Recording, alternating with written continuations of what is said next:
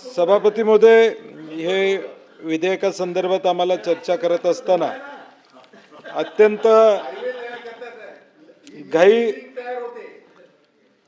घाई गडबडीनं सभापती महोदय घाई गडबडीनं विधेयक आणले असं माझं मत आहे। मंत्री महोदयांनी सांगितलं की 93ला तरतुदी होत्या, BNS मध्ये आता त्या तरतुदी पुन्हा समाविष्ट करायच्या आहेत।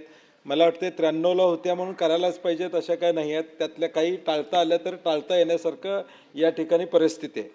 कारण की आपण आता ACP आणि DYSPला जे अधिकार या ठिकाणी देण्याचा निर्णय घेतोय ते किमान वरिष्ठांची परवानगी घेऊन त्यांनी करावा अशा पद्धतीची तरतूद त्यामध्ये असणं अभिप्रेत आहे। नाहीतर मग ACP आणि DYSP लेवलवर काय होईल हे आपण या ठिकाणी सांगू शकत नाही।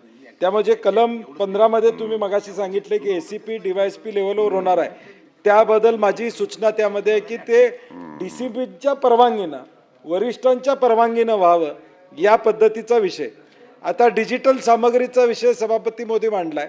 AI जनरेटेड आता ज्या गोष्टी आल्या ते पुरावे म्हणून तुम्ही ग्राह्य धरण्याची तरतूद यामध्ये करत आहात। याची आपल्याकडे क्लॅरिटी नाही आहे की आज AI जनरेटेड एखादा WhatsApp मेसेज असेल, AI जनरेटेड इमेज असेल तर ती पुरावा म्हणून तुम्ही आता ग्राह्य धरणार आहे, ती खरं का खोटं हे सांगण्याची व्यवस्था आपल्याकडे अजून फुलप्रूफ या ठिकाणी नाही आहे। आपल्याकडे ती व्यवस्था नाही आहे पोलीस स्टेशन स्तरावर, की ती व्यवस्था आपल्याकडे नाही आहे।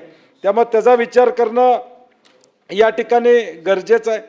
दुसरा, आज सभापती महोदय FR नोंदवल्यानंतर किमान 14 दिवसामध्ये त्याचा तपास करायची ती मुदत तुम्ही 6 आठवड्यापर्यंत द्यायला लागला।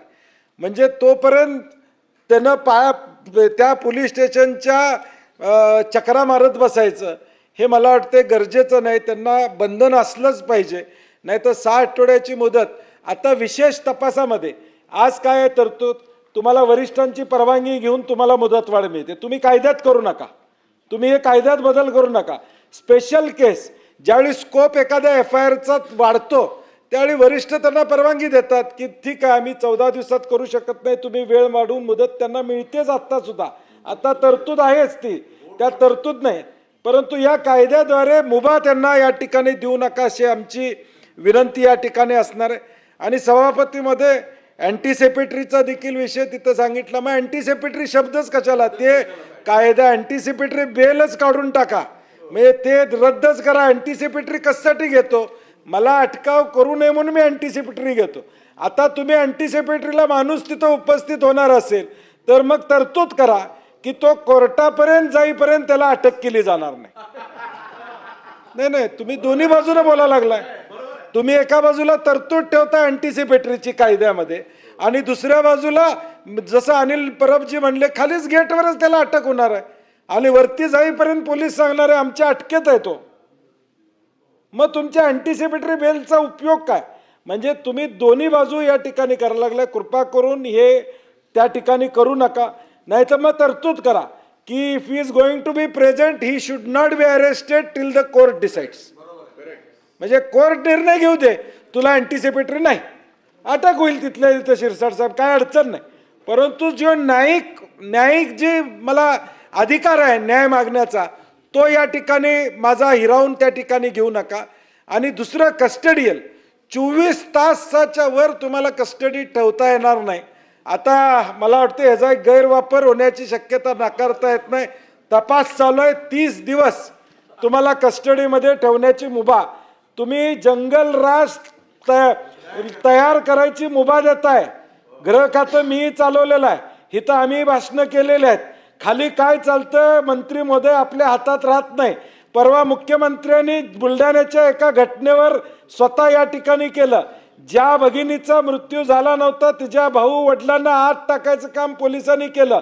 जेवढं चांगलं काम गृह खातं करतं तेवढी जर मुभा तुम्ही देत राहिला खाली अधिकार तर हे कंट्रोलच्या बाहेर या ठिकाणी जाईल। या 5 तरतुदी सभापती महोदय या भविष्य काळात या राज्यातलं संकट आणणाऱ्या तरतुदी या ठिकाणी असणार आहेत। त्यामुळे माझी मंत्री महोदयांना विनंती आहे की हे विधेयक संयुक्त चिकित्सा समितीकडे पाठवा। सुधारणा करायच्या आहेत, आमची हरकत नाही, कायद्यामध्ये आपण सुधारणा नेहमीच करतो। BNS आणला त्यामध्ये आपण सुधारणा केली, आता NDPCची तरतूद केली ती स्वागतार्ह आहे। म्हणजे तुम्ही त्यात ती तरतूद केली हद्दपारीच्या संदर्भात किंवा बॉन्ड लिहून घेण्याच्या संदर्भात NDPSचे ॲक्टमध्ये ज्यांना गुन्हे होते त्यांना या ठिकाणी करतायत ते चांगलं आहे. म्हणजे जे चांगलं आहे ते आम्ही स्वीकारायला हरकत नाही, परंतु याचा गैरवापर पोलीस स्टेशनच्या हद्दीत पोलीस स्टेशनच्या स्तरावर प्रचंड प्रमाणात होणार, तो तुमच्या आमच्या कंट्रोलमध्ये राहणार नाही. आज मुख्यमंत्र्यांनी जर सांगितलं असेल की या ठिकाणी खोटी FIR घेऊन अटक झाली म्हणून त्याच्या दबाव आणून, भाऊ आणि वडिलांच्यावर दबाव आणून मी मारलं, हे सांगायचं धाडस हे जर पोलीस या राज्यामध्ये या ठिकाणी करत असतील तर मग हे करायला किती वेळ लागणार? हे करायला तुम्ही सूटच द्यायला लागलाय त्यांना कायद्यानं, की कस्टडीत ठेवायला किती वेळ तुम्ही परवानगीच त्या ठिकाणी द्यायला लागलाय, फुल फ्रीडम द्यायला लागलाय तुम्ही. त्यामुळे माझी विनंती आहे सभापती महोदय की काही कलमांच्या बाबतीत आमची हरकत नाही, बॉन्डच्या बाबतीत, परंतु राहिलेल्याच्या बाबतीत संयुक्त चिकित्सा समिती नेमा. पुढचं अधिवेशन या ठिकाणी आहे, त्या अधिवेशनात आणा तुम्ही बदल करून काही विचार मंथन त्याच्यावर आपण करूया. आमचा कायदा या राज्यामध्ये राहिला पाहिजे, कायदा सुव्यवस्था राहिली पाहिजे, याबद्दल दुमत नाही, परंतु त्याच्या आडून कशाचा वापर कसा होईल हे या बिलाच्या माध्यमातून सभापती महोदय सांगता येत नाही.